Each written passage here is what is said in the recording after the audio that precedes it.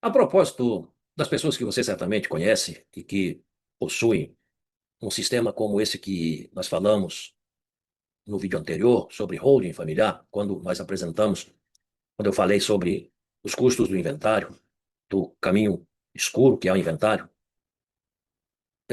vamos apresentar aqui alguns breves exemplos de detentores de grandes fortunas e que faleceram não tem muito tempo, mas que deixaram o seu patrimônio na íntegra, foram passados para os seus herdeiros, seus sucessores, sem gastar um centavo de real para pagar as custas de qualquer inventário, custas judiciais, etc.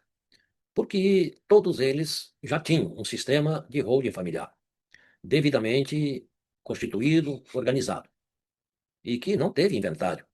Eu dei o exemplo de Norberto Odebrecht, eu dei exemplo do Roberto Marinho, de Antônio Hermílio de Moraes, entre outros. Mas não são só eles. Se você acompanha a revista Forbes, aquela que de vez em quando publica os bilionários do mundo, certamente você sabe de quem estou falando. Mas eu não estou aqui me referindo a Charlie Munger, o sócio de Warren Buffett. Não, eu estou falando aqui de bilionários brasileiros, de donos de verdadeiras fortunas aqui no Brasil. E nenhum deles teve inventário feito pela família. A não ser talvez um bem registrado, por exemplo, um Fusca lá, um Fusca 67, que a pessoa esqueceu de tirar do seu CPF e faleceu. Ele era um objeto talvez até de estudo, e a pessoa partiu e deixou aquele bem registrado. Porque tudo que é registrado é controlado pelo Estado. É por isso que existem registros. Então, ficou naquele CPF talvez um bem dessa natureza, que no mercado ele vale pouco, né? Preço de colecionador no máximo. Ninguém, ninguém hoje em dia deixa patrimônio no seu CPF. Ninguém que eu falo, as pessoas que fazem o patrimônio evoluir, crescer a cada vez, a cada dia que passa. Então, fora esses tipos, essas coisas atípicas, vamos dizer assim, não existe entre eles, não existe esse negócio de bens vinculados ao seu CPF. Porque entre os bilionários vigora a máxima de que quem morre não tem que ter bens em seu nome próprio. Porque quem morre, se tem bens em seu nome, deixa problemas para os filhos, para os seus herdeiros. Não deixa a solução. A solução é institucionalizar o patrimônio. E aí nós temos muitos exemplos de pessoas. Eu vou aqui compartilhar rapidinho com vocês, só para que vocês se lembrem das pessoas, que não faz muito tempo que essas pessoas é, partiram do nosso meio e deixaram as suas famílias tranquilas, sem passar pelo problema. Né? Nós vamos mostrar, primeiramente, alguns empresários, começando aqui pelo primeiro, né? Roberto Civita, do Grupo Abril, que deixou uma fortuna e não teve, ninguém ouviu falar do seu inventário. Alguém ouviu falar? Não. Os outros, os irmãos Safra, Moisés Safra, do Banco Safra, e seu irmão Edmond Safra. Aqui é interessante lembrar que o pai deles teve um problema com o inventário lá atrás, teve uma confusão. E eles, não querendo fazer o mesmo caminho, organizaram seu patrimônio e quando eles partiram desta dimensão, foi tudo tranquilo. Ninguém ouviu falar de inventário da família Safra novamente. Aqui nós temos também Samuel Klein, o polonês que veio para a América, primeiramente Peru, depois desceu para São Paulo, e construiu um império chamado Casas Bahia. Vocês ouviram falar de inventário de Samuel Klein? Não. Por quê? Ele tinha institucionalizado seu patrimônio e deixou tudo tranquilo, tudo planejado. Aqui também o fundador da Coteminas, né, foi vice-presidente, José de Alencar, também deixou a sua holding organizada e a família continua nos negócios, não houve trauma algum quanto à questão patrimonial. E aqui, esta pessoa, diz que Navarro de Camargo, da Camargo Correia, né, vinculada ao grupo Camargo Correia, foi considerada pela Forbes a brasileira mais rica na época que ela estava aqui, e foi tudo tranquilo. E, na sequência, sua filha, Renata Camargo, que exatamente no momento em que ela estava, estava ocorrendo aquela questão lá onde eles fizeram um acordo de leniência, todo mundo sabe, isso é público e notório.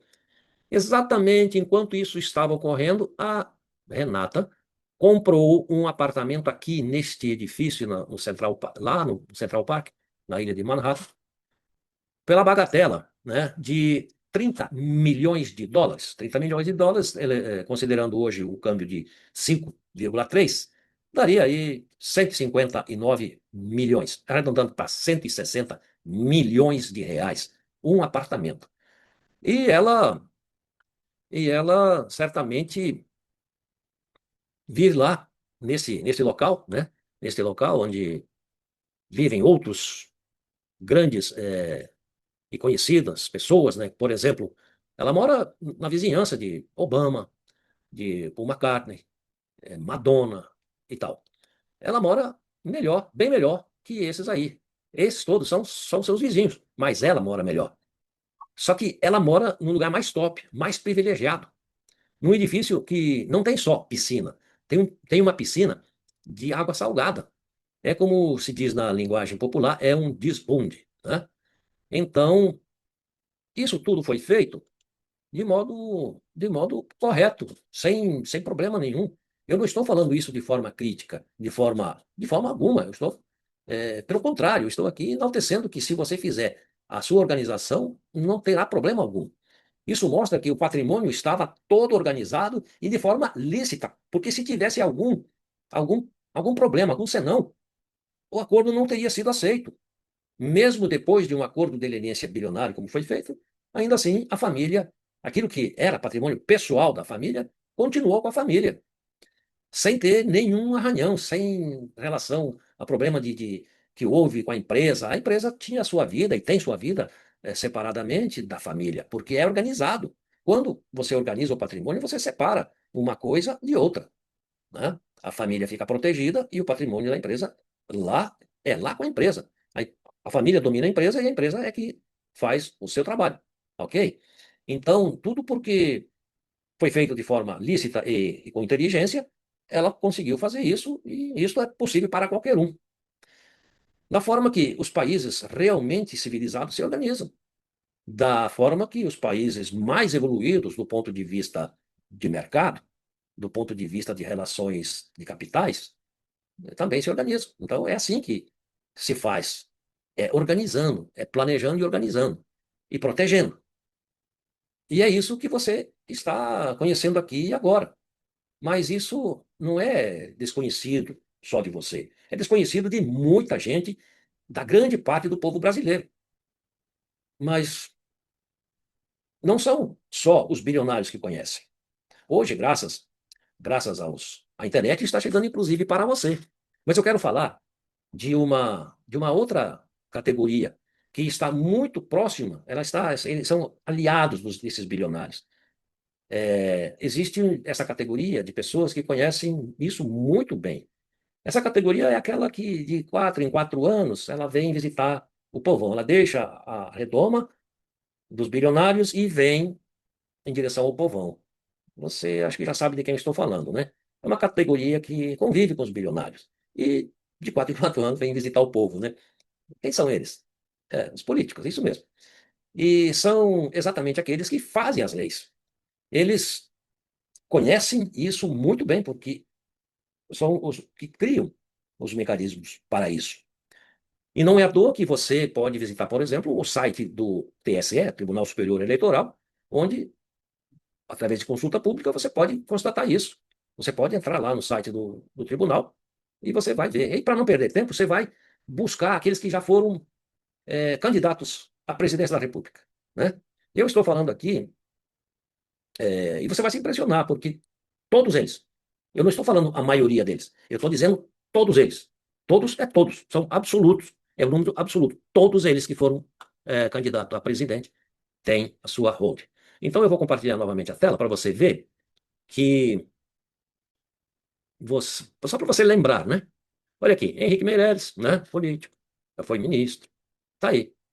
Ele também tem a sua hold. João Amoedo, presidente do Novo, também já foi candidato, tem a sua hold. O presidente Bolsonaro também tem a sua hold. Ou então seu concorrente, Fernando Haddad, atual ministro da Fazenda, também tem a sua. E até o Geraldo Alckmin, nosso vice-presidente atual, também tem a sua holding. Então, está tudo dentro do sistema. E, por incrível que pareça, você Marina Silva, que foi candidata, acho que 3 ou 4 vezes, também tem a sua holding, está lá registrado lá. Entre lá no site, você vai verificar lá nas declarações que eles fazem ao TSE. Então, isso é público, notório, está lá para quem quiser ver, tá?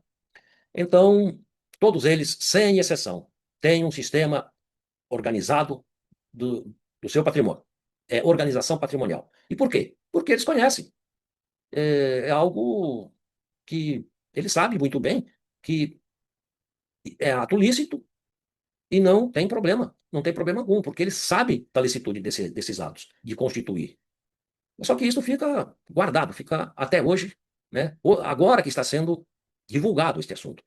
E os políticos sabem que não tem nenhuma mácula, não tem nenhuma mancha em ter um sistema dessa natureza.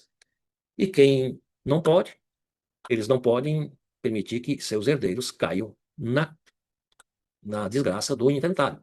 Por quê? Porque desgraça é uma coisa terrível. O, o inventário ele consome, vocês viram, até 40% do seu patrimônio. E com o procedimento do inventário, as famílias empobrecem. Então, pense nisso e pense no seu patrimônio. Eu te vejo em breve.